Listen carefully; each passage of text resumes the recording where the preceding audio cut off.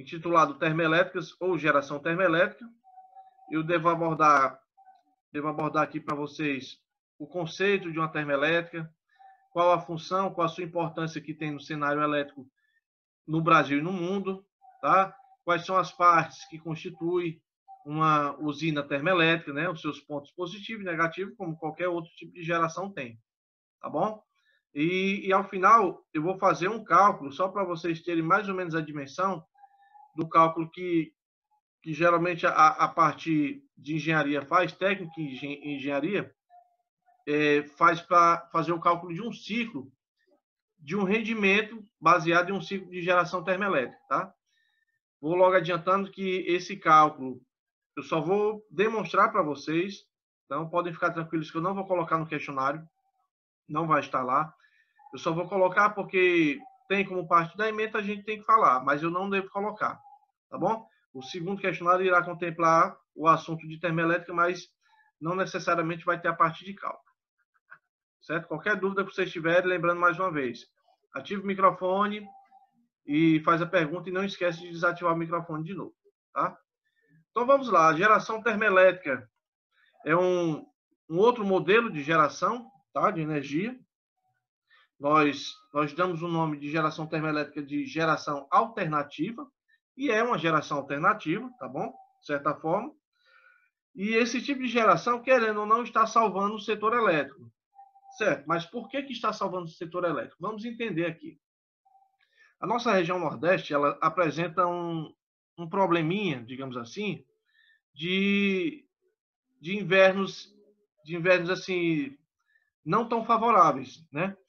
Nós temos uma vez ou outra um inverno mais ou menos, melhora um pouquinho, às vezes passa 4, 5 anos com pouca chuva. Então, o nosso histórico já é voltado para isso, tá bom? Para essa questão de um inverno fraco. Aí o que acontece? Tendo em vista que a nossa região já sofre por esse problema, então eu tenho que definir uma outra forma de geração de energia para que consiga alimentar os consumidores, que são as indústrias, as fábricas e a nossa parte que é a residencial. Para que nós não venhamos a sofrer esse problema, então aí é onde entra o operador nacional do sistema, que vai determinar se aquela usina hidrelétrica irá funcionar 100% ou não. Só uma pergunta, tem alguém querendo fazer alguma pergunta? Tem? Se não, eu peço, eu não sei quem foi que está fazendo esses risquinhos aí, por gentileza, evite de fazer, tá bom? Porque essa aula, como ela é gravada, então ela fica feio com esses riscozinhos. Mas caso você queira realizar alguma pergunta, não sei quem está fazendo isso, então tem um símbolozinho aí de aceno que você aperta e encena a mão e eu fico sabendo quem quer realizar alguma pergunta, então você faz no chat, tá bom? Então, voltando para cá, o que acontece? O operador nacional do sistema vai determinar se a usina termoelétrica vai atuar 100%, se ela não vai atuar 100%, se aquela hidrelétrica vai funcionar com 100% da carga ou se não vai funcionar com 100% da carga. Ou seja, quem vai realizar a determinação de funcionamento total ou parcial da energia elétrica vai ser justamente o ONS. Ultimamente, o que tem acontecido? As usinas hidrelétricas estão funcionando não 100% diretamente. E como é que eu sei se a usina hidrelétrica está funcionando 100% ou não?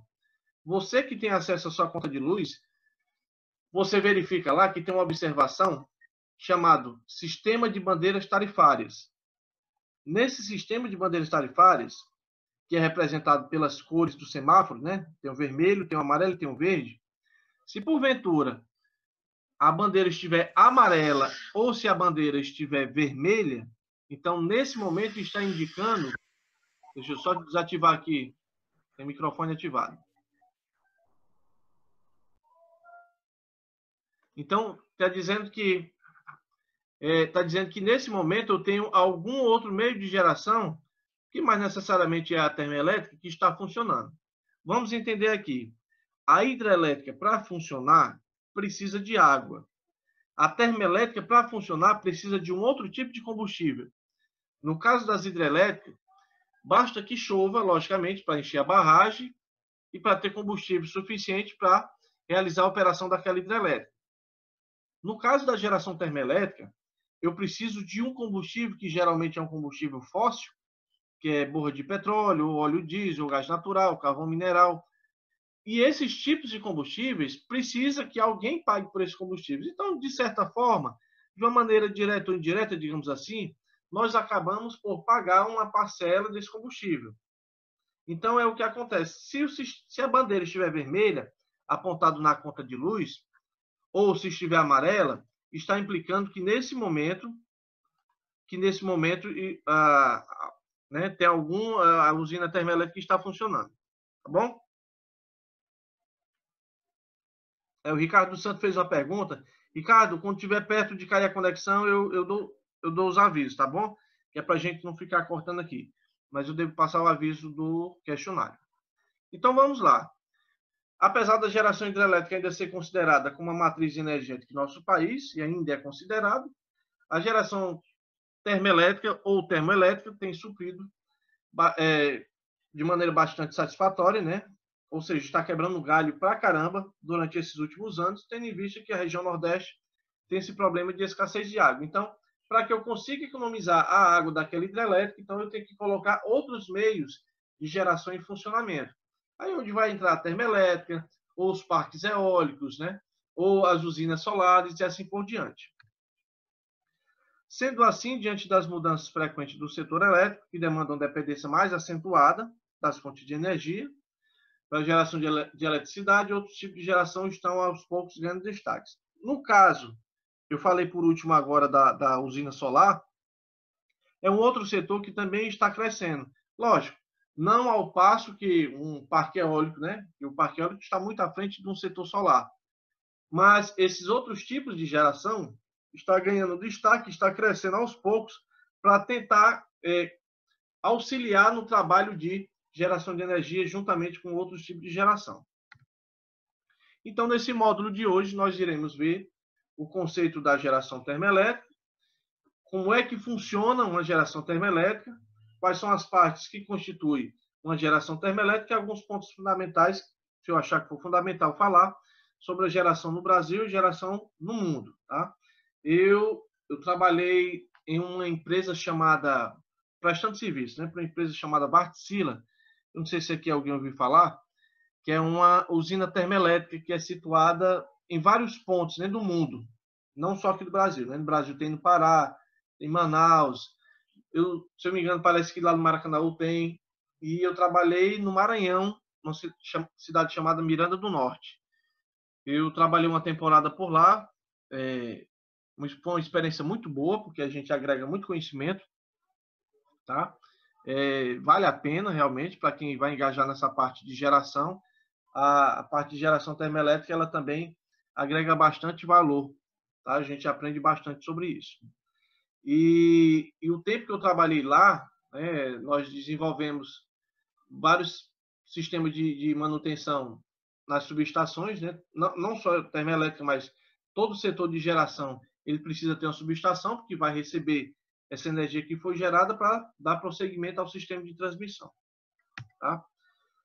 Vamos lá. Usina termoelétrica, que vem de temperatura, né? Nós podemos chamar também de termoelétrica, ou podemos chamar também de central termoelétrica. É uma instalação industrial usada para geração de energia elétrica a partir da energia liberada por qualquer produto que possa gerar calor. Então, nesse momento, o combustível agora, logicamente, vários pontos serão diferenciados, né, em relação à hidrelétrica, mas falando a grosso modo, o combustível agora que vai ser utilizado vai ser diferente, né?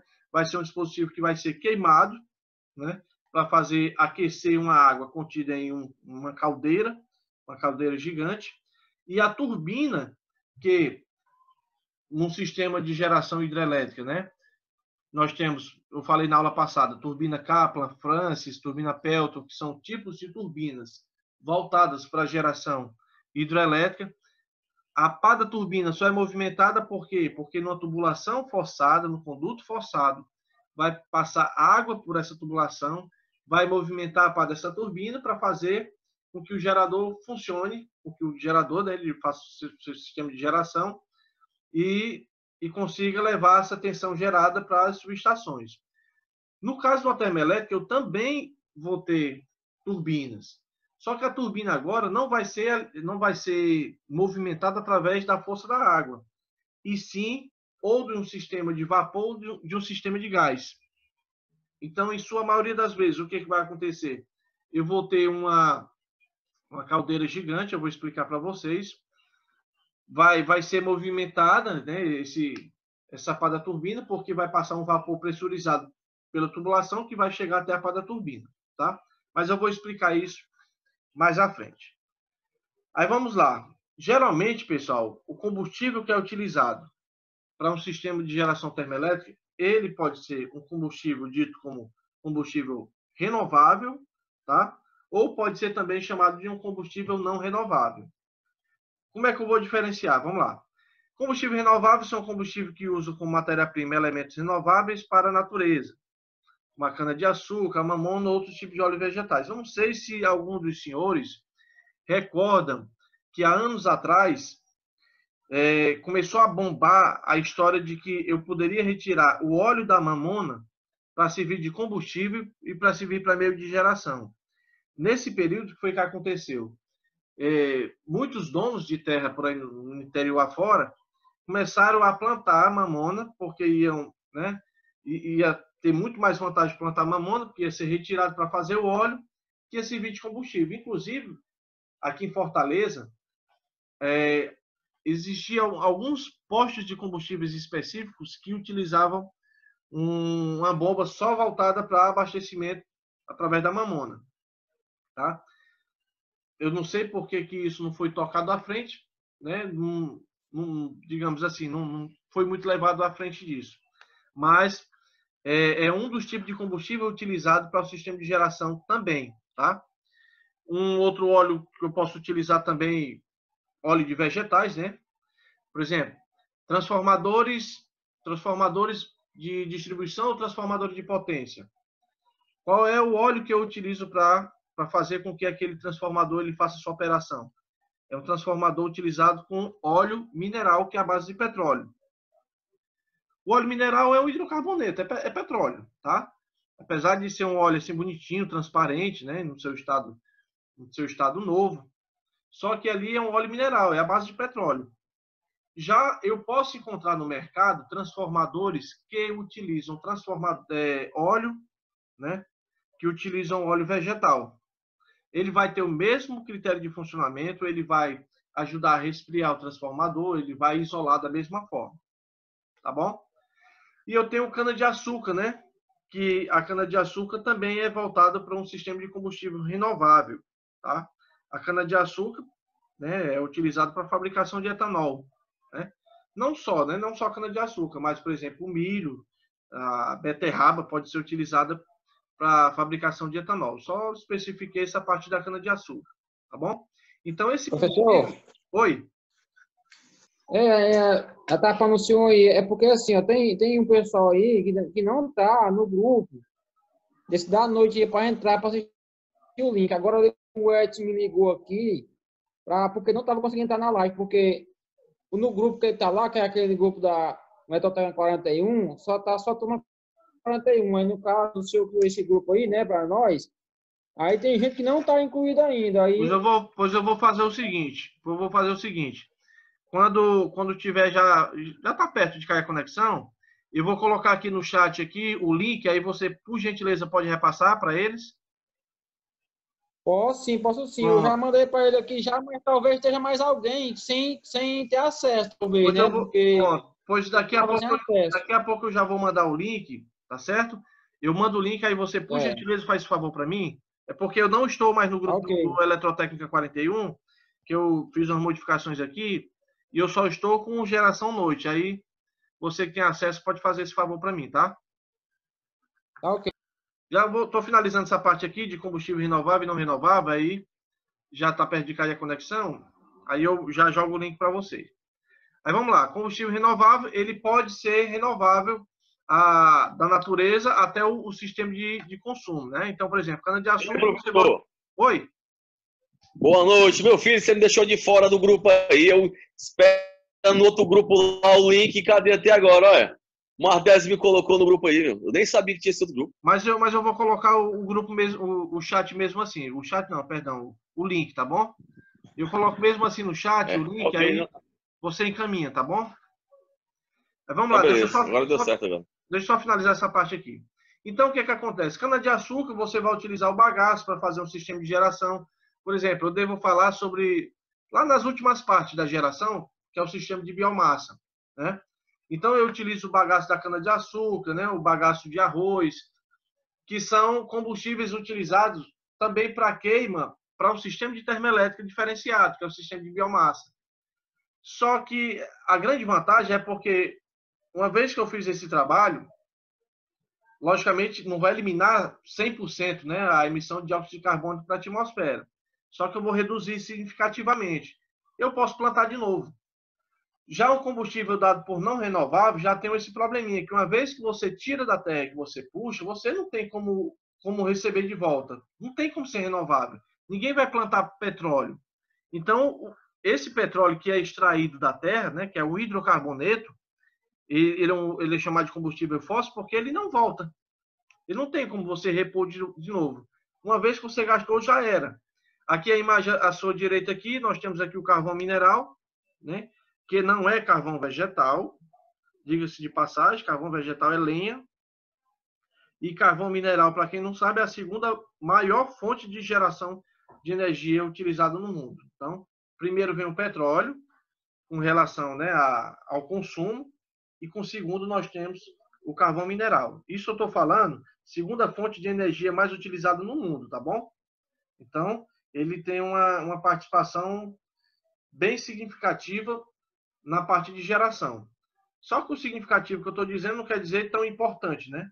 Eu posso obter sistema de combustível que agrida muito menos a natureza do que esses dois produtos aqui. Então, isso aqui é extraído da terra, que é um minério, carvão mineral, e o petróleo, né? Estudos estimam-se, né? Os estudiosos dizem que por volta de 30, 35 anos não vai ter mais petróleo na Terra, né? É aquele caso, a gente fica em meio termo porque há tantos anos, né? Há tantos anos que o ser humano ele retira o petróleo da Terra. Eu acredito que uma hora ou outra isso deve acabar, tá bom? Ainda bem que nós, professor. aos poucos, nós estamos engajando outras fontes, outros tipos de combustível. Oi? Esse carvão mineral, ele queima? Ele é utilizado na queima, sim. Olha aí. E é interessante porque digamos, a cinza dele, a cinza do carvão mineral, ele pode ser utilizado para auxiliar na fabricação do cimento. Não sei se alguém aqui sabe. Mas a cinza dele é retirado, é separado no invólucro, né? Isso eu estou falando numa espécie de tanque gigantesco. E é utilizado na fabricação do cimento. Ó, aí vamos lá. Assim como a energia hidrelétrica, em que um gerador impulsionado pela água gira, né? Nesse caso, agora eu vou utilizar um vapor ao invés da água propriamente dita.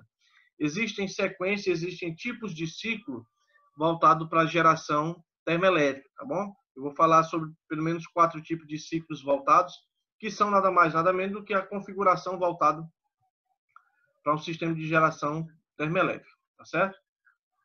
Aí vamos lá. Nesse caso aqui, para o sistema de geração termoelétrica, o que vai fazer com que a turbina gire vai ser justamente o vapor, que vai passar pressurizado, ou seja, vai passar em alta pressão e vai fazer a movimentação da parte da turbina. De uma maneira bem simples, viu, pessoal? Isso aqui é só um desenho, só para a gente tentar mais ou menos entender como é que funciona. Eu vou ter uma espécie de caldeirão, tá? Muito grande. Nesse caldeirão eu vou ter água. Por que eu vou precisar de água? Porque eu vou precisar do vapor, tá? Criado aqui nesse sistema de água. Esse vapor ele vai passar pela tubulação, certo? Mas esse vapor só vai acontecer, logicamente, se a água ferver. Não é isso? Então, primeiro a água vai ferver, mas por quê? Porque eu tenho um sistema de aquecimento. Então, entenda, de maneira bem grosseira, é como se eu colocasse aqui o óleo diesel para ajudar no aquecimento. Esse óleo diesel vai fazer ou borra de óleo, ou gás ou carvão, então vai depender da configuração da termoelétrica. Vai aquecer essa água através da queima, né? pelo aquecedor. Então, o aquecedor vai emitir o fogo vai esquentar a água vai subir o vapor vai passar pressurizado, ou seja, em alta pressão pela turbina, que vai fazer com que a turbina obtenha o seu giro. Como a turbina está acoplada ao sistema de gerador, então vai conseguir gerar um valor de tensão X, e esse valor de tensão ele vai ser encaminhado à subestação para daí seguir o seu trajeto. Outro ponto importante é que depois que passa a movimentar o sistema de turbina, eu tenho um sistema de tubulação no qual vai ser direcionado a um equipamento que nós chamamos de condensador. E vamos lá. Qual é o papel do condensador nesse sistema de funcionamento? Bom, o condensador ele vai servir para transformar o vapor em líquido novamente. Tá? Um exemplo, né? Eu vou cozinhar algum alimento em casa, né? E a tampa está em processo de fervura, e eu tenho uma tampa aqui. Quando eu resolvo tirar a tampa, o que acontece? Aí escorre aquele líquido, escorre aquela água. Enquanto a tampa estiver fechada, né? Estiver fechando a panela, eu tenho um vapor sendo lançado na tampa, só que, logicamente, não vai sair líquido.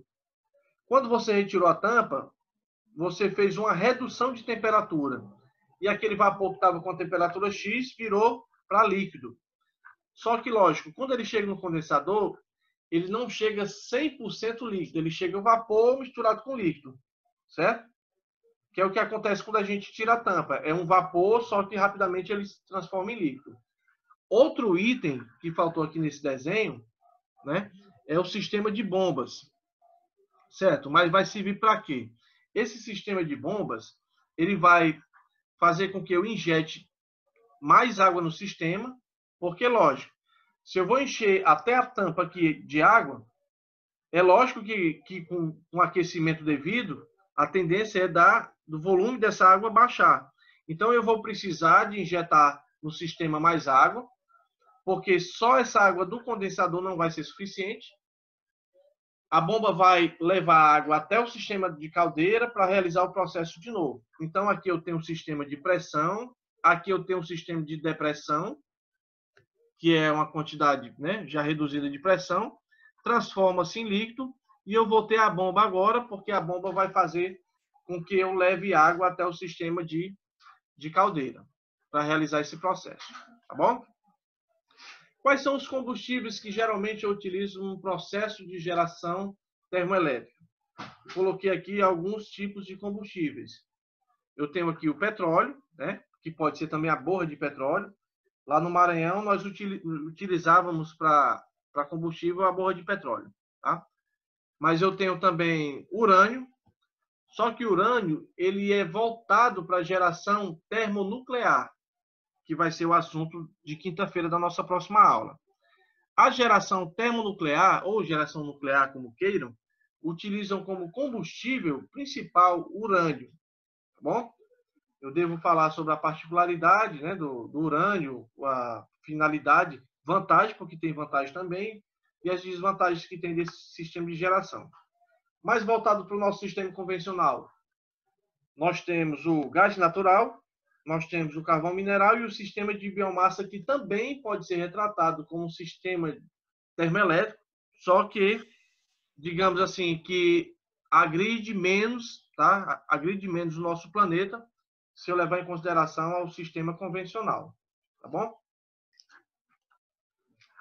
Nós temos vários tipos de usina termoelétrica, e o que vai modificar? Lógico, vou ter um sistema de maquinário que vai ser talvez diferenciado um com relação ao outro, mas, a grosso modo, vai ser o mesmo regime de funcionamento.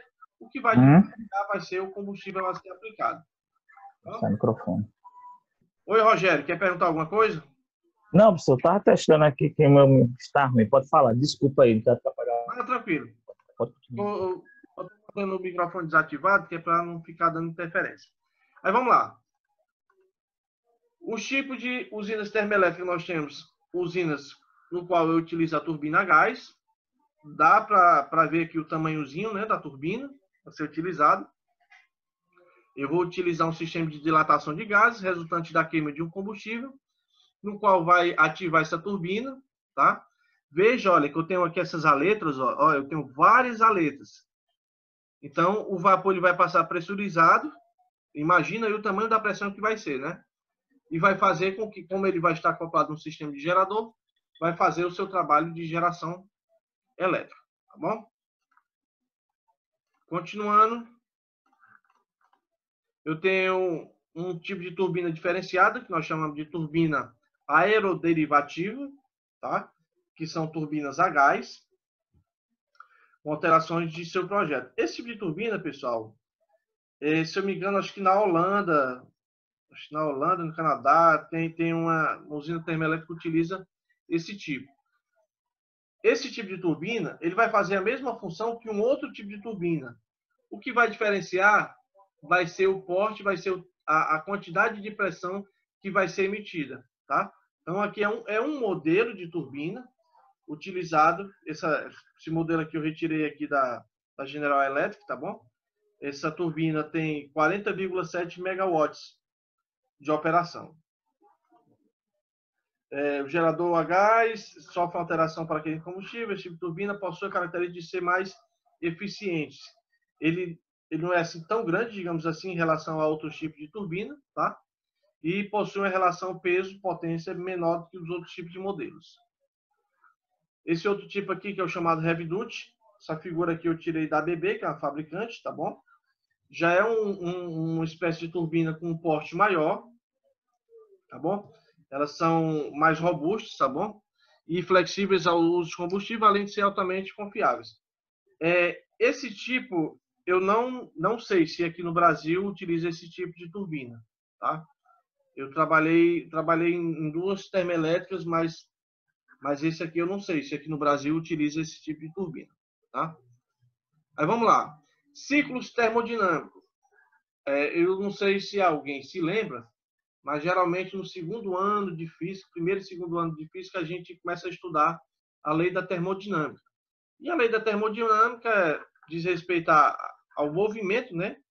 Ao movimento do sistema de temperatura. Então, os ciclos termodinâmicos que uma central termoelétrica pode operar, ou seja, qual é o modelo de funcionamento, qual é a combinação que eu tenho de componentes.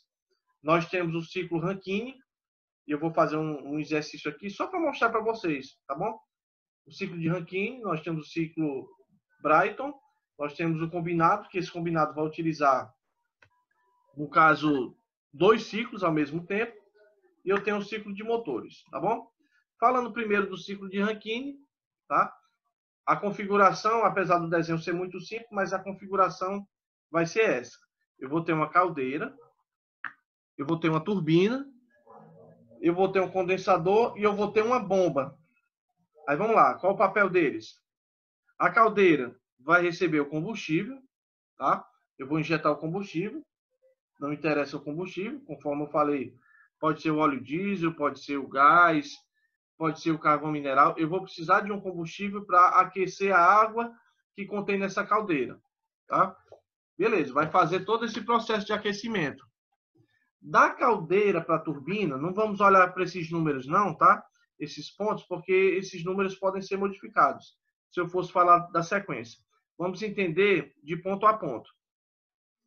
O ponto da saída da caldeira em direção à turbina, o que vai passar e chegar na turbina vai ser exclusivamente vapor, tá bom? Então, o trabalho que a turbina vai fazer vai depender, logicamente, do vapor que vai chegar vindo da caldeira.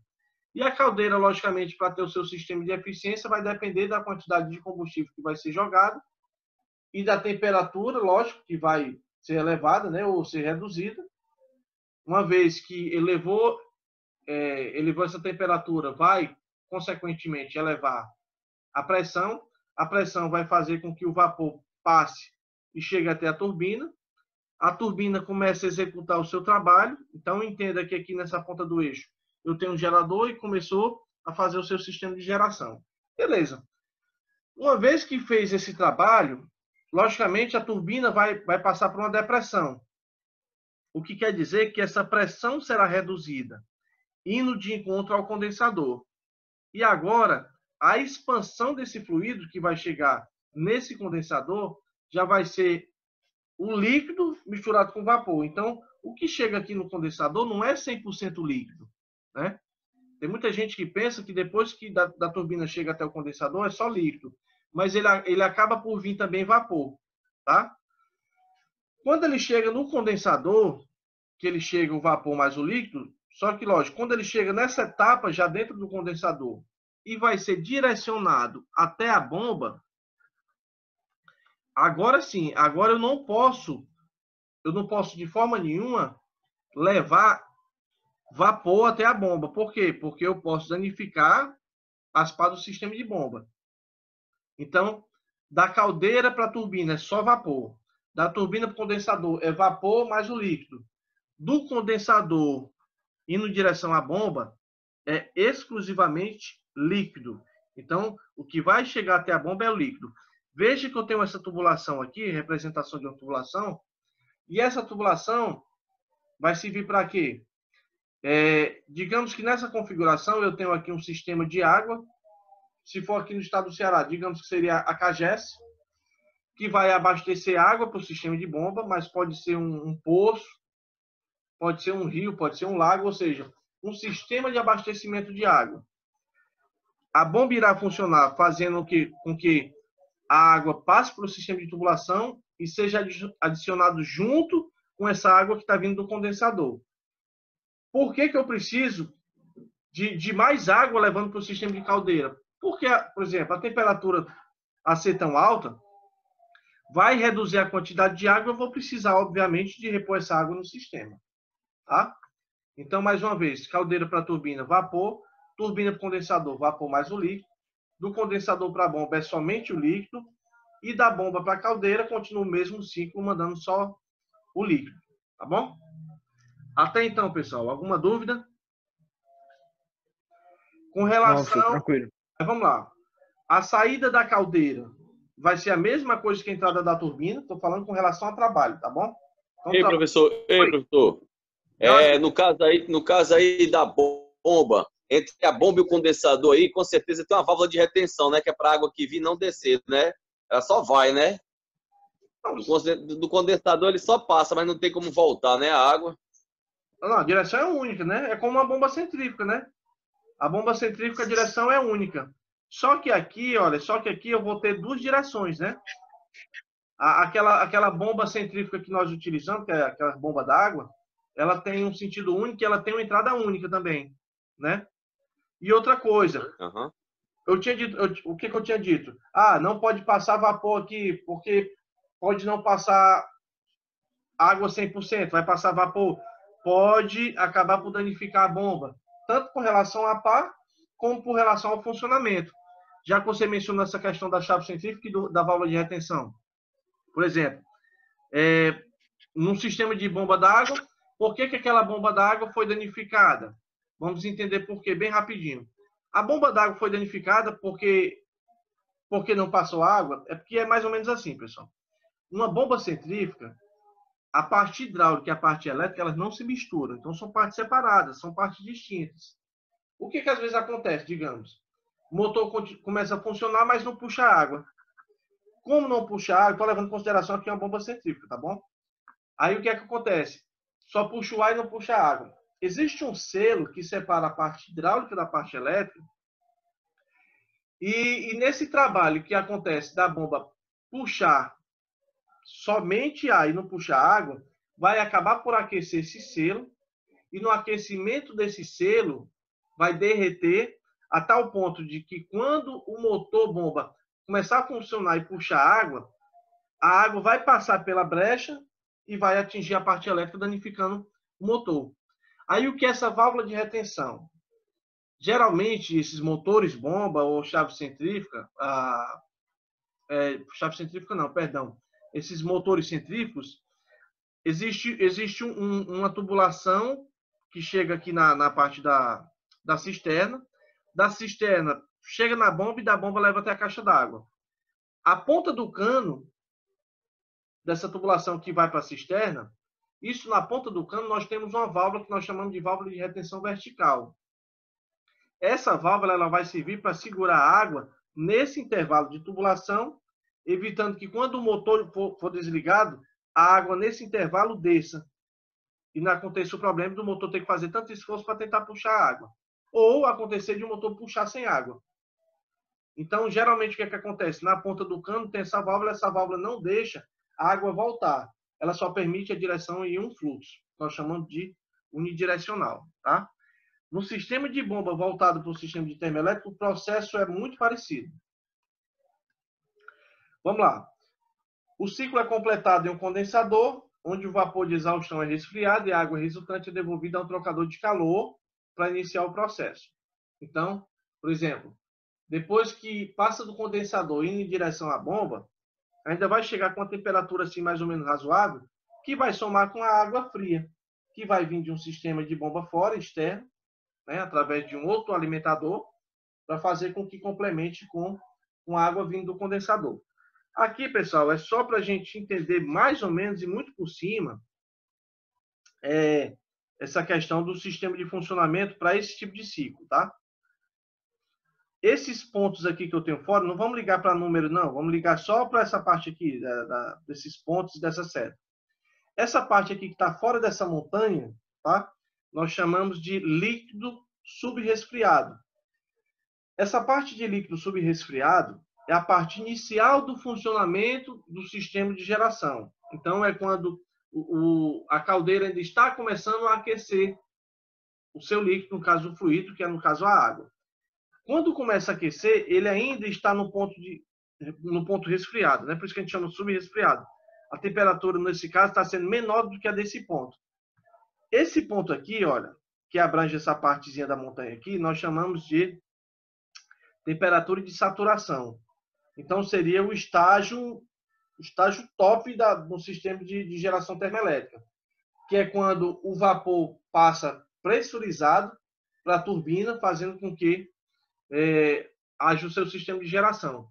Entenda que o processo mais crítico, né, é mais ou menos nessa parte. Tá bom? Uma vez que passa desse ponto de saturação do fluido, que no caso é a água, ele parte para esse outro ponto aqui, olha. Esses outros pontos nós chamamos aqui de vapor supersaturado, tá?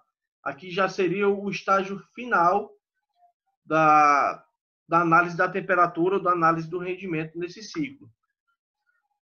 No primeiro e segundo ano de física, que a gente faz os estudos baseados no sistema de temperatura, a gente analisa muito através desse diagrama termodinâmico, tá? A gente vai analisar sobre duas propriedades. Sobre a temperatura, que é esse eixo vertical aqui, e sobre a entropia do fluido, tá? Que é justamente esse eixo horizontal, tá bom? Beleza.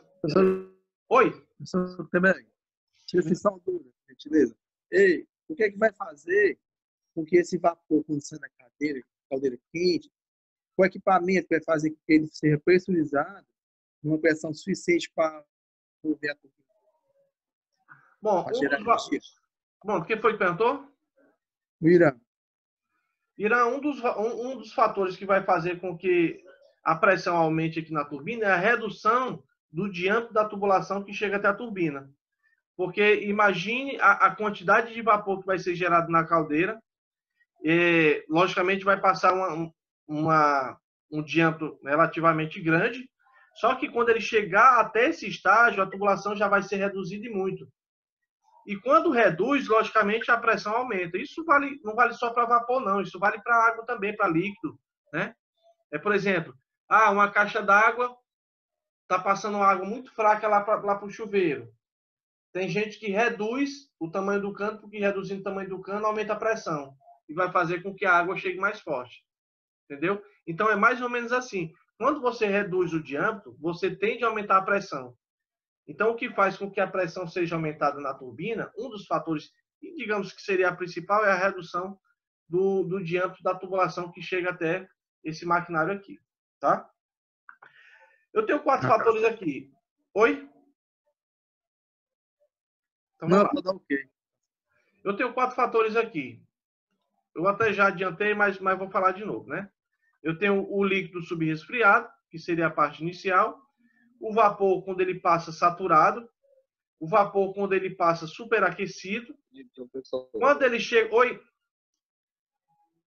Repete só essa parte da tubulação aí, por favor. Da tubulação, tu tá falando de quê? Daqui ou do exemplo que eu citei? Do exemplo e daí. Vamos lá, tá cortando um pouquinho a tua mensagem, mas eu entendi. Vamos lá. Eu tava explicando pro amigo que quando eu quero aumentar a pressão de um determinado ponto, um dos fatores que me faz aumentar a pressão, seja a pressão de um vapor ou a pressão de um líquido, vai ser a redução do diâmetro da tubulação. Por exemplo, eu quero aumentar a pressão da água que está passando nessa tubulação. Oi? Eu acho que eu entendi agora. Beleza? É porque está falhando, né? Um pouquinho, mas qualquer coisa pode avisar de novo. Eu acho que é por causa da internet. É Mas que a internet às vezes eu fica acho que eu falhando. entendi. Acho que eu entendi. Quer dizer que quanto mais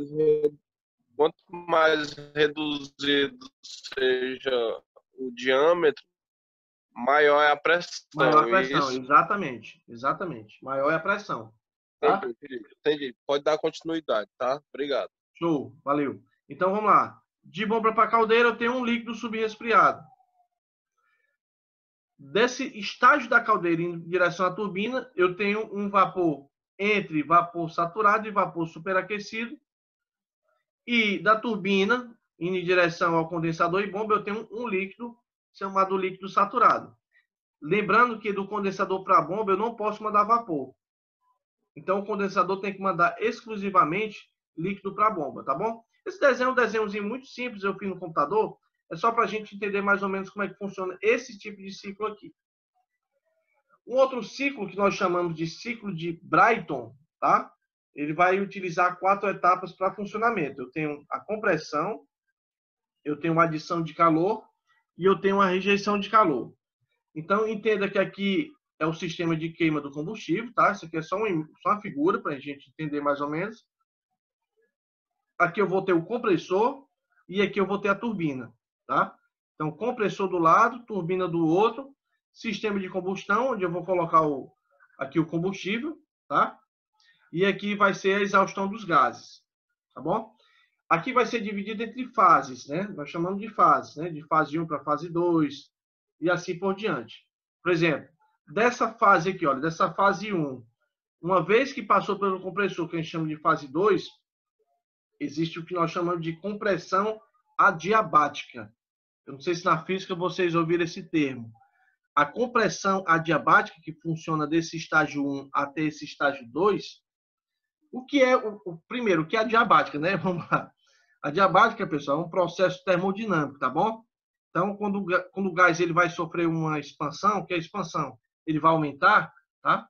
Ou uma compressão de uma maneira muito rápida, vou explicar aqui de novo, vamos lá.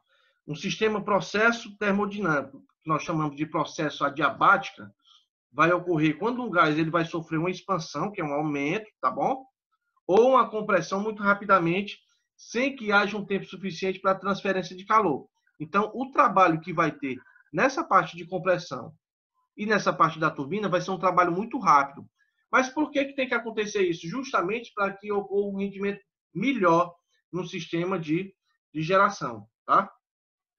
Depois que passa pelo sistema de combustão, que aqui é o combustível que eu estou jogando, né, para conseguir que ele faça o trabalho dele, vai ter uma transferência de calor desse ponto para esse ponto, tá bom? Então vai ter o compressor ele vai auxiliar no funcionamento e vai fazer com que a turbina tenha um rendimento satisfatório, tá?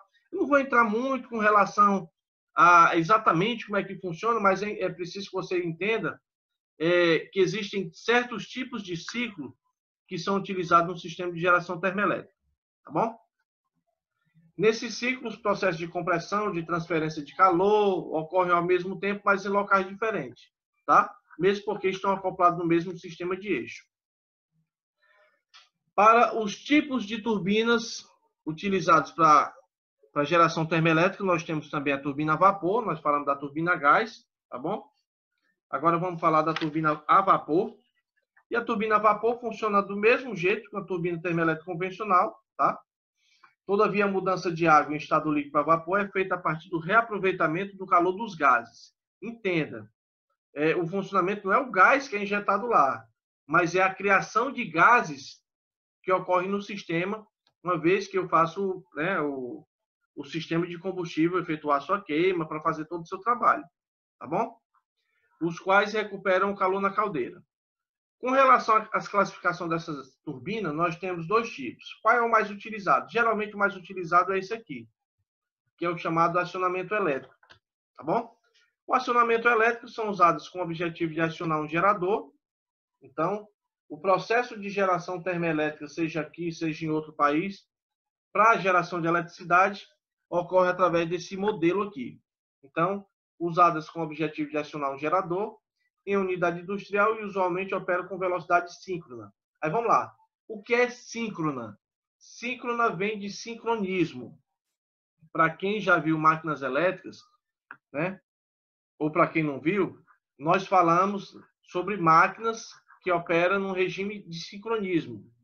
Ou chamamos de máquinas trifásicas síncronas, né?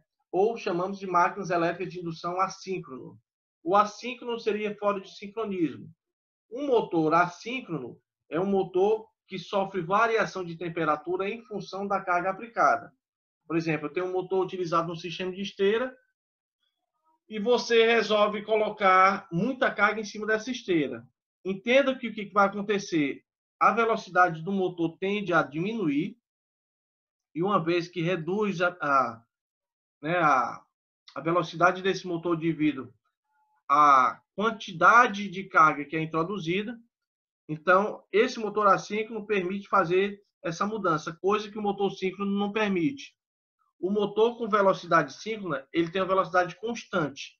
O motor assíncrono pode sofrer uma variação de velocidade em função da carga aplicada. Eu posso reduzir a velocidade de um motor? Posso. Eu posso aumentar a velocidade de um motor? Posso. No caso, sendo de motores assíncronos. Tá? E o que eu posso fazer com que eu varie a velocidade desse motor sem ser com carga? No caso dos motores assíncronos, eu posso fazer a variação através de dois fatores, né? Ou eu posso fazendo alteração dos polos, que seria a parte da bobina, que já é mais difícil, ou eu posso fazer essa alteração através da frequência. É tanto que na linha industrial nós utilizamos os conversores de frequência, que muita gente também chama de inversores de frequência. Então, o inversor de frequência vai alterar a frequência que chega no motor e com a alteração em cima desse motor, dessa máquina, desse gerador, vai fazer com que eu reduza a velocidade, né? Ou eu aumente a velocidade dessa máquina, tá bom? Para o sistema convencional de geração, vamos lá, para a gente definir aqui um sistema mais resumido. Na primeira etapa, primeiro vai se queimar esse combustível, tá? Independente do tipo de combustível, pode ser o carvão, mineral, pode ser o óleo, pode ser o gás. Vai transformar a água em vapor. Por quê? Porque eu utilizei para essa caldeira um aquecimento. Esse aquecimento só ocorreu porque por detrás disso eu tenho um combustível que está sendo queimado. Vai fazer com que essa água adquira o processo de fervura e fazendo com que o vapor comece a aumentar. Lógico, isso eu estou falando a grosso modo, mas eu vou ter medidores de temperatura, né? Vou ter pressostatos, onde vai fazer todo o acompanhamento da temperatura que está chegando no outro ponto e assim por diante. Na segunda etapa, eu vou utilizar esse vapor, que vai passar pressurizado, vai passar em alta pressão, vai girar uma turbina, e a turbina, por sua vez, está acionada com um gerador elétrico. Veja aqui, olha, que eu tenho aqui, olha, a representação de várias turbinas acopladas com gerador. Então, aqui retrata muito bem o que eu estou querendo dizer. Nesse galpão, eu tenho um conjunto de turbinas e geradores ligadas em paralelo. Quem for trabalhar nesse setor, ou quem já trabalhou, aí vamos lá, como é que funciona? Quem for trabalhar no setor de termoelétrica, o funcionário, o técnico, ele só pode ficar dentro desse galpão por volta de 40 a 50 minutos. Ainda vou esticar 1 hora. Mas isso por quê? Porque o barulho desses maquinários são muito grandes. E o que é que acontece? O técnico, apesar dele utilizar um protetor tipo plug e por cima dele um protetor tipo concha, junta o barulho, que ainda dá para se ouvir, e junto à temperatura, porque é muito quente nesse setor.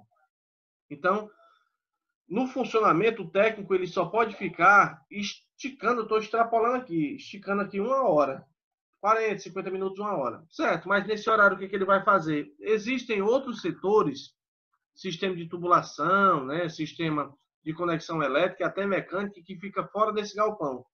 E o técnico ele pode fazer um trabalho de acompanhamento e manutenção na parte de fora, certo? Então, o técnico ele não foi feito para trabalhar o dia todinho dentro do galpão, aonde se encontra a turbina e onde se encontra o gerador. Então, eu preciso de um intervalo de tempo justamente para que eu consiga descansar. Isso é uma lei, certo? Então, o técnico ele não pode ficar realmente todo o seu tempo de trabalho aqui nesse local. A última etapa vai ser a condensação. Professor, Oi, Ricardo, diga lá, amigo. a respeito da manutenção desses geradores que você está falando, que a pessoa só pode passar 50 minutos, como é que funciona?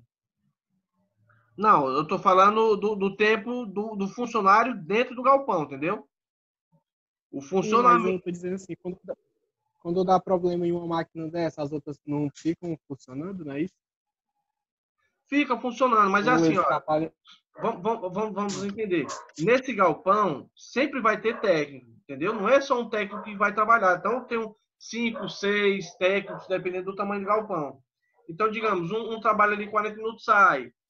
Aí, quando, digamos, ele entrar, aí como um pedaço, esse outro técnico sai. A turbina gerador, o sistema é na tora direto, no chapa, é funcionando direto. E ultimamente, é o que mais está funcionando são as termoelétricas. Então, é assim, é funcionando direto.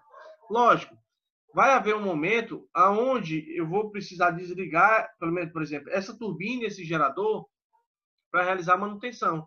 Então, sempre há um trabalho de manutenção. Mas, por exemplo, um setor termoelétrico, ele foi projetado para funcionar os 365 dias no ano? Não. Pode ter momentos em que aquela termoelétrica não está operando. Então, a ONS chegou e disse assim, não, hoje vocês não vão operar. Aí é justamente nesse momento que a termoelétrica não está funcionando que os técnicos vão fazer a manutenção devida no sistema de acoplamento, de gerador, de turbina, né? Parte do exaustor. Então, eles vão dar uma geral. Parte mecânica, parte elétrica, que são partes divididas, né? Parte de compressor. Então, o técnico ele vai fazer a manutenção no momento em que ele não está funcionando. Bom, pode acontecer de, no momento de funcionamento, uma dessas turbinas ou um dos geradores ou alguma parte mecânica ou elétrica apresentar problema. Pode acontecer, lógico. Então, aquela parte vai ser isolada e o técnico vai fazer a manutenção quando for necessário fazer e quando for, digamos assim, quando puder para o técnico fazer a manutenção, né? Por exemplo, eu não tenho como desmontar um gerador e uma turbina dentro de um galpão onde eu tenho 20 geradores funcionando com turbina. Então, eu posso fazer uma manutenção prévia, uma manutenção simples, uma manutenção rápida. Tá bom? Mas o sistema em si, pelo menos lá no Maranhão, quando eu trabalhei, era na tora direto, funcionando direto. Tá bom? Então, são as 3 etapas. Queima do combustível, vai elevar esse vapor, o vapor vai passar pressurizado e na pressurização, uma vez que passa da turbina, a pressão, logicamente, vai diminuir e eu vou ter um sistema de bomba. Então, eu tenho 2 alimentações que trabalham aqui no contexto da termoelétrica. Eu tenho entrada de combustível e eu tenho entrada de água. O ciclo combinado, pessoal, ele vai utilizar os 2 primeiros ciclos que eu citei, que foi o primeiro do Rankine, né? E o segundo, que é o tipo Broughton. Nesse caso, eu vou utilizar 2 tipos de conexões. Então, digamos que vai ser um trabalho duplo e, logicamente, se eu vou utilizar 2 ciclos em um só, eu vou ter um sistema, obviamente, mais eficiente. Tá? Para essa tecnologia, essa figura ela retrata muito bem. Eu tenho 2 sistemas de gerações. Veja que eu tenho um sistema único de caldeira. Alguém vai falar alguma coisa? É de lado, eu vou desativar o microfone. Pronto, desativou, beleza. Eu tenho uma caldeira e essa caldeira, se você verificar, eu tenho uma tubulação que ele trabalha tanto no sistema de turbina a vapor, como ele trabalha também no sistema de turbina a gás. Então, são duas conexões, são duas turbinas, tá? Duas turbinas diferentes, uma que trabalha com o sistema de gás, outra com o sistema de vapor, e que eu vou trabalhar com dois geradores. Professor, dá só a volta. Oi? Volta só uma páginazinha para mim, só tirar aqui um print aí da primeira que o senhor colocou, por favor. Esse aqui? É, essa aí mesmo. Show, pode seguir em frente. Beleza, então eu tenho nesse caso, olha, eu tenho o gerador 1 e o gerador 2. Então são dois geradores que vão funcionar, duas turbinas que irão funcionar, tá? Eu vou ter um sistema mais robusto para esse modelo de ciclo. Com exemplo de aplicação, pessoal, vocês não vão fazer comigo, tá? Eu só vou fazer e vou fazer demonstração com vocês. Eu costumo, nas aulas presenciais, né, fazer uma explicação, abordar mais um pouquinho sobre os cálculos dos ciclos, né, de Rankine, de Broughton, mas para nosso momento eu não vou passar, tá? Eu não vou passar. Eu vou passar conceitos sobre geração, sobre os tipos de ciclo, essas coisas, essa parte mais subjetiva. Mas com relação a cálculo eu não devo fazer, pelo menos para esse tipo de geração, tá? Mas eu quero mostrar para vocês como é que a gente calcula o rendimento para um desses tipos de ciclo mais voltado para esse ciclo termodinâmico, que é o do tipo Rankine. Eu vou mostrar para vocês a um modo mais resumido, tá? E eu vou explicar alguma particularidade com relação a como é que a gente faz esse cálculo. Vamos lá. Um exemplo de aplicação. Calcule o rendimento de um ciclo de Rankine, conhecendo-se a pressão da caldeira, que é a primeira pressão aqui, olha, a pressão da caldeira, que é de 50 bar, e a pressão do condensador de 0,5 bar. Lógico que a pressão 1, que é a primeira pressão que vai em direção à turbina, tem que ser uma pressão bem maior do que a pressão que vai para o condensador. Isso é lógico. Conforme eu falei para vocês, a pressão que vai ao condensador é uma pressão bem menor, que nesse caso eu vou ter um líquido, mas eu vou ter também vapor, tá bom? Sabe-se que o vapor entra saturado na turbina e que a água que sai do condensador está saturada, tá? Então, eu vou passar exclusivamente vapor para a turbina e eu vou passar exclusivamente líquido para a bomba. Tá? Alguém quer perguntar alguma coisa? Ah, não. Certo? Aqui seriam os pontos para esse tipo de ciclo. Então, eu tenho o ponto 1, tá? Que aqui seria o ponto saturado, o ponto de saturação. Eu estou indo aqui para o ponto 2, que é o nível que vai ser compreendido entre vapor e líquido. Do 2 para o 3, que eu vou ter já um sistema de líquido, um sistema do 3 para o 4, que é líquido também, tá bom?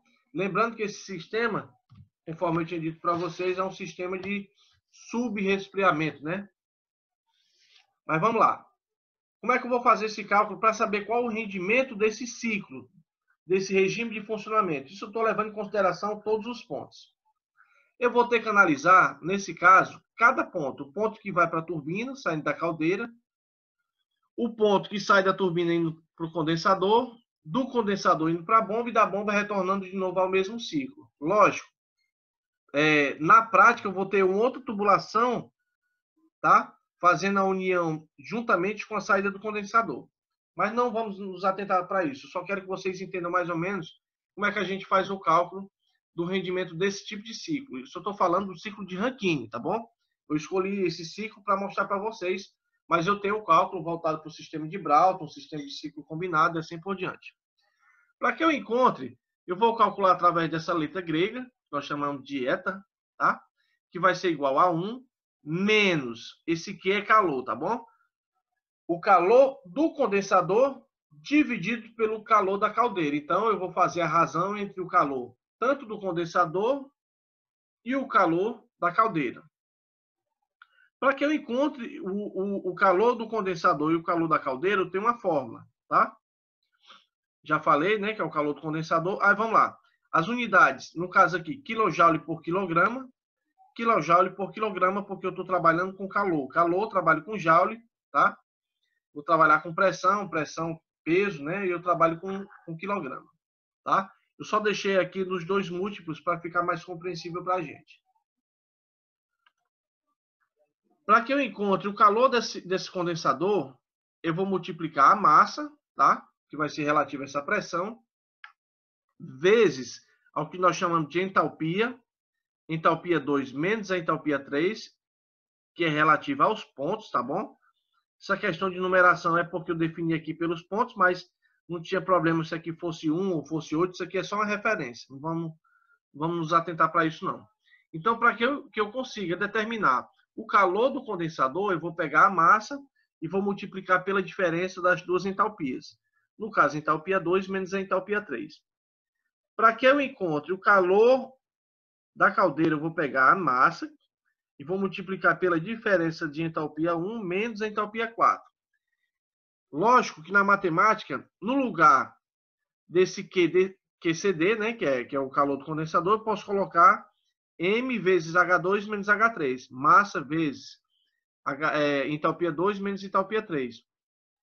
Como numa divisão eu tenho termos iguais, eu posso cancelar M com M e eu vou ter ao final do processo, na parte de cima, que é a parte do numerador, eu vou ter H2 menos H3, e na parte de baixo, né, eu vou ter H1 menos H4. Então, eu fiz a substituição aqui, olha. No lugar desse QCD, que é o calor do condensador, eu tenho entalpia 2 menos entalpia 3, e no lugar do calor da caldeira, entalpia 1 menos entalpia 4. Até aí, tranquilo. Então, eu vou precisar dessa fórmula para calcular o rendimento. Só que nesse caso eu vou ter que encontrar cada um desses pontos, cada uma dessas entalpias. Para que eu consiga determinar, pessoal, eu vou precisar do auxílio de tabelas, tá? Então existe, inclusive na internet, as tabelas termodinâmicas, tá bom? Que eu encontro os valores de entalpia, valor do fluido, valor de saturação, valor de vapor. Então esses valores eu já tenho pronto. Então já é uma tabela pronta, eu vou precisar do auxílio dessas tabelas.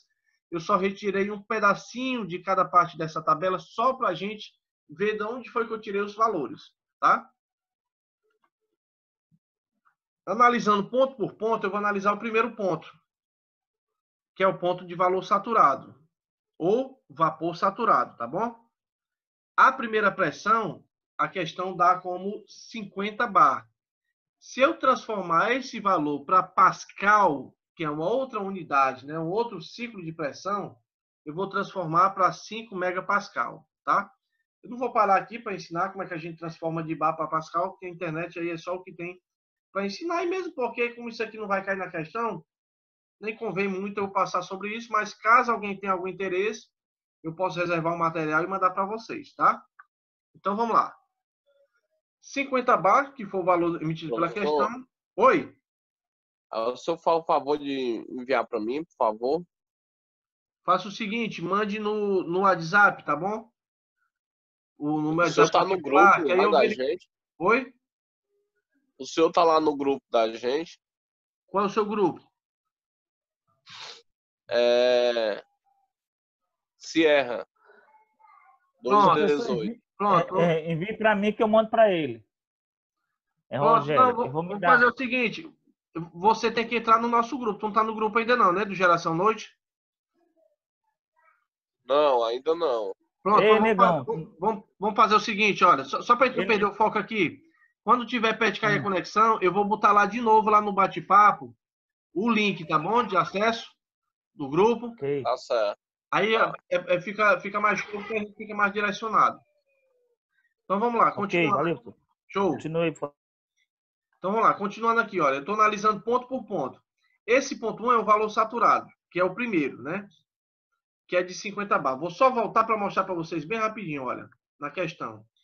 Esse 50 bar é o quê? É a pressão da caldeira, que é o valor saturado, valor de saturação. Eu converti para 5 megapascal. Por que eu vou precisar disso aqui? Porque a tabela, ela não demonstra em bar, ela apresenta em pascal. Esse pedacinho da tabela eu tirei, tá bom? Verifique, ó, que desses valores aqui, a primeira informação que eu tenho aqui, olha, é pressão megapascal, que nesse caso aqui tem como valor 5 megapascal, tá? Eu tenho a temperatura de saturação em graus centígrados, eu tenho volume específico, eu tenho a energia interna, eu tenho a entalpia, a entropia. tá? Então, olha, os valores.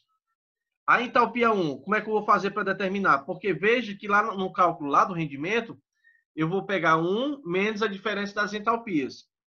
Eu tenho que encontrar de etapa por etapa. A primeira, que é a entalpia 1, eu vou procurar aqui na tabela. Aí eu vou ver se eu encontro. Opa, vapor saturado de entalpia. 2.794,3 kJ por quilograma. Então, eu já tenho o valor pronto aqui. Já coloquei aqui. Beleza. Aí vamos lá. Valor de S1. Será que eu tenho esse valor aqui, que é o vapor saturado? Vamos ver se eu encontro o valor saturado da entropia. Opa, achei. Achei o vapor saturado da entalpia e da entropia. 5,9734 kJ dividido por quilograma vezes Kelvin. Temperatura, pessoal, eu tenho 3 tipos de temperatura. Eu posso encontrar a temperatura em graus Celsius, eu posso encontrar a temperatura em Fahrenheit e eu posso encontrar a temperatura em Kelvin, tá? Nesse caso aqui, nós estamos trabalhando com Kelvin. Pronto. Encontrei o primeiro, que o mais importante para mim é esse H aqui, que é a primeira entalpia. Aí eu vou seguindo para as outras. O segundo ponto é o ponto de mistura, tá? Eu vou trabalhar com vapor e eu vou trabalhar também com líquido. A pressão 2, a questão me entregou de 0,5 bar. Eu transformando, eu passei para 50 kPa. Aí eu vou lá para a tabela e procuro o valor referente a 50 kPa. E eu vejo aqui, opa, pressão 50 kPa e as informações referentes a essa pressão. Como S2, tá? Que é o vapor saturado, é o mesmo vapor de S1, por que ele é o mesmo valor? Vou voltar aqui, olha. O mesmo valor de S2 é o mesmo valor de S1, eu tenho o valor já intitulado de 5,9734 kJ por quilograma Kelvin. Então, para que eu encontre o H2, que é a entalpia 2, eu tenho que utilizar essa metodologia aqui. Aí vamos lá. S, que é o vapor saturado, é o vapor saturado do líquido, mais esse título, porque é esse valor que eu vou precisar, vezes a variação. Aí deixa eu explicar parte por parte. Como eu preciso desse X, esse X é o título, porque eu vou precisar desse valor para que eu encontre esse H2, então eu tenho que passar esse X para lá.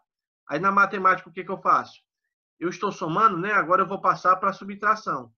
Então vai ser S menos SL, ou seja, vapor saturado, né? Menos vapor saturado do líquido, dividido pela variação. Passando para essa fórmula, aí vamos pegar os valores. 5,9734, porque é o valor de S, eu já tenho aqui, olha. Menos 1,0910. E onde foi que o senhor tirou esse 1,0910? É o vapor saturado do líquido. Esse vapor do líquido eu encontro na tabela. Eu vou, procuro. Opa, achei aqui, olha. O líquido saturado da entropia é de 1,0910. Divido esse valor pelo valor também de entropia sendo evaporado.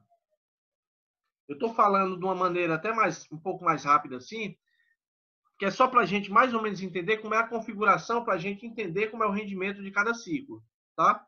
Como não vai cair na questão, aí não vou me atentar muito para a questão de detalhes.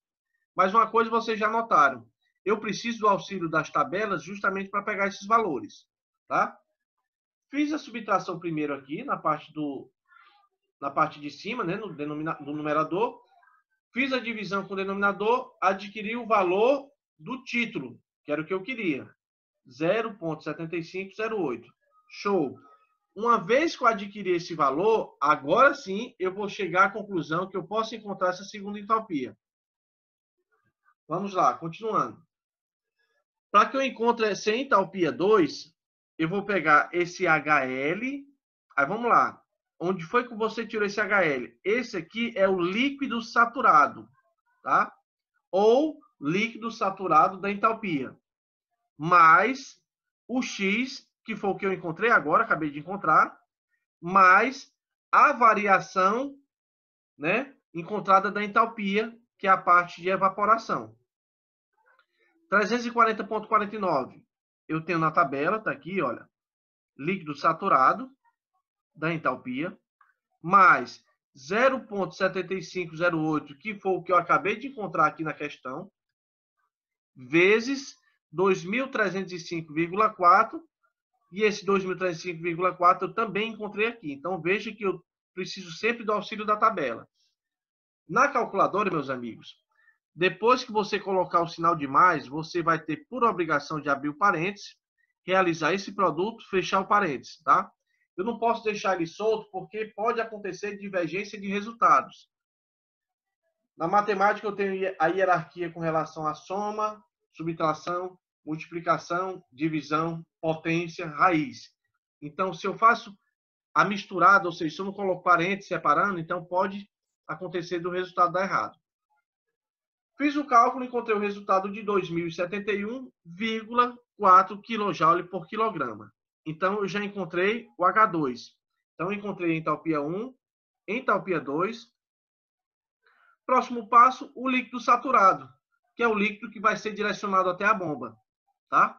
Nesse caso aqui tá bom demais, porque olha aqui, como a pressão vai ser menor, né, indo em direção à bomba, verifico através da tabela que 50 kPa, o valor que eu tenho da entalpia 3, eu já tenho pronto aqui, olha, que é o líquido saturado da entalpia. Então não vou precisar nem de fazer cálculo, porque o líquido já vai direto para a bomba. 340,49 kJ por quilograma. O último ponto, que é o ponto líquido, que vai justamente em direção à caldeira novamente, né? A entalpia 4 vai ser a entalpia 3 mais a variação da bomba. Lógico, eu vou injetar mais água na bomba, então eu vou ter variação de entalpia nesse sistema. A pressão, no caso, como vai ser a pressão mais alta, porque ela vai retornar para a caldeira, eu vou ter 5 megapascal, que a questão já me entregou, tá? Como eu não vou ter alteração de temperatura, porque já vai voltar para a caldeira, eu vou ter entalpia igual a esse valor de U mais PV. Eu tenho pressão e eu tenho volume, tá? Nesse caso, como é que eu vou fazer esse cálculo? Entalpia 4 vai ser a entalpia 3 mais... Aí vamos lá. Eu vou precisar desse valor de V. E esse valor de V, onde é que eu vou encontrar? Eu vou ter já pronto que vai ser o volume específico do líquido, tá? Esse volume específico do líquido vai ser de acordo com a pressão emitida. Como a pressão é de 5 megapascal, eu voltei para a mesma tabela, 5 megapascal, vejo na parte de volume específico, aqui está em inglês, né? Volume específico, dado em metro cúbico por quilograma, e o valor do líquido saturado já se encontra aqui, 0,001286, vezes a diferença das pressões, que é de 50 menos 0,5, vezes 10, só um instante aqui, pessoal, vezes 10 ao quadrado, tá? Beleza. Esse 10 ao quadrado, por quê? Porque no final das contas eu vou fazer o cálculo e veja que eu tenho os valores em bar, eu tenho os valores em mega e eu quero deixar o valor em quilo. Para que eu encontre em quilo, nesse caso eu tive que multiplicar por 10 ao quadrado ou 10 elevado a 2, tá? Fiz o procedimento, olha, 10 mais... Só um detalhe, pessoal. A conexão já vai cair, tá? Mas a gente vai entrar de novo. Presta atenção. Depois que você apertou o mais, você vai ter que abrir o parênteses aqui. 340,49 mais, abro o parênteses, coloco esse valor, vezes, abro o parênteses de novo, 50 menos 0,5, fecha parênteses de novo, porque você abriu aqui, você abriu o parênteses, fechou parênteses. Vezes 10 ao quadrado, e você vai encontrar o valor de 346,86 kJ por quilograma. O nosso último passo é calcular o rendimento, tá? Calculando o rendimento pela fórmula inicial que eu dei para vocês, que é de 1 menos entalpia 2 menos entalpia 3. Na calculadora, como é que você vai fazer? Depois que apertar 1 menos, você vai abrir o parênteses, vai colocar a diferença das duas entalpias, vai fechar o parênteses, vai dividir, depois abre parênteses de novo, coloca as duas diferenças e fecha parênteses, tá? Eu tenho que fazer isso né, fazendo essa divisão, colocando parênteses em cima e embaixo, para que não ocorra também problema de resultado. Então, eu tenho 1 menos a entalpia 2, 2071.4, menos 340.49, fecha parênteses, dividido, abro parênteses mais uma vez, coloco os dois valores, a diferença dos dois, fecho parênteses e aperto igual. Se no questionário eu pedisse para vocês, para você determinar para mim um rendimento desse ciclo em porcentagem, você simplesmente ia pegar esse valor e multiplicar por 100, ou indo para a sua direita 2 casas, né, com a vírgula 2 casas para a sua direita. Então, nesse caso, o rendimento é de 29,27%. Talvez o rendimento, pessoal, seja até menor do que isso, porque existem pontos que tem como você ter mais ou menos uma ideia de como é que vai ser o valor do rendimento, mas não tem como ter um valor preciso, tá? Então, talvez até o rendimento seja menor. Por quê? Porque eu tenho muitas partes que trabalham com aquecimento. Então, parte termodinâmica, sempre vai haver perdas. O efeito Joule ele vai fazer justamente com que eu já perda uma quantidade já expressiva de potência, uma quantidade expressiva de energia. Tá? Como vantagem, para a gente finalizar, pode ser construído próximo à zona urbana, tá bom? Diferente de uma hidrelétrica. Uma hidrelétrica, quando ela vai funcionar, ela vai precisar de um ponto bem distante. Eu não vou ter queda d'água dentro da cidade. Então, por exemplo, a usina hidrelétrica de Itaipu, ela corta 2 países, né? Brasil e Paraguai. Ela está numa região bem afastada. Usina hidrelétrica de Paulo Afonso, de Almiro Gouveia, Boa Esperança. Então, essas usinas, toda usina hidrelétrica, então, ela é construída bem fora da zona urbana. Já uma termoelétrica, ela pode ser construída dentro da cidade, sem nenhum problema, tá? Logicamente, em consequência disso, eu vou ter uma redução de custo, tá bom? É um sistema alternativo de geração, porque é o que está suprindo a necessidade, né, juntamente com outros meios também alternativos de geração, como as eólicas, né, como as usinas solares, as nucleares e assim por diante.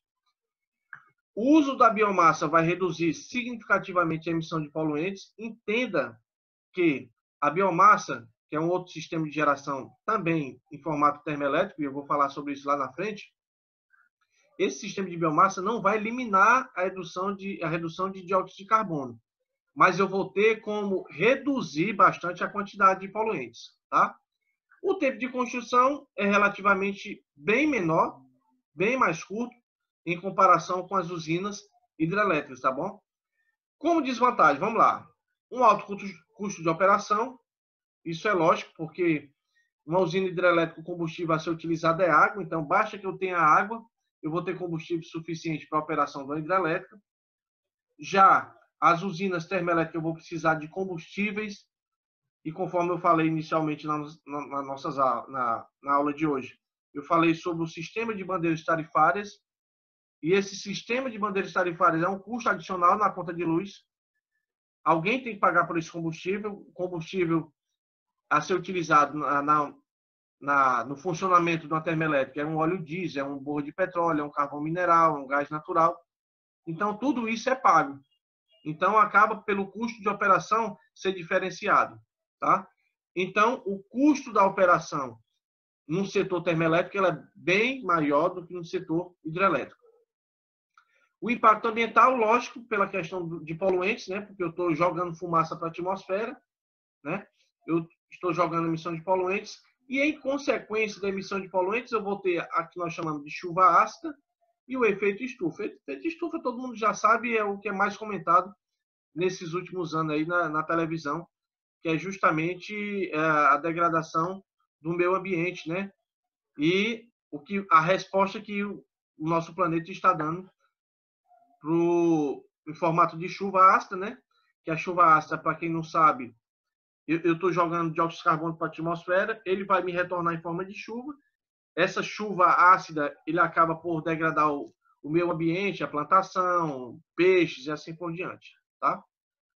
Então, eu tenho uma série de desvantagens também em relação. Só que, naquele caso, o sistema de potência no funcionamento de uma termoelétrica, ela é até, às vezes, superior a um nível eólico, a um nível solar. como a gente está, digamos assim, pensando, né, em fazer com que o nosso planeta dure mais alguns anos, então eu tenho que partir para um outro tipo de geração. Por mais cuidado que esses setores termoelétricos tenham, então acaba por dar, não tem jeito, acaba por emitir poluentes da mesma forma.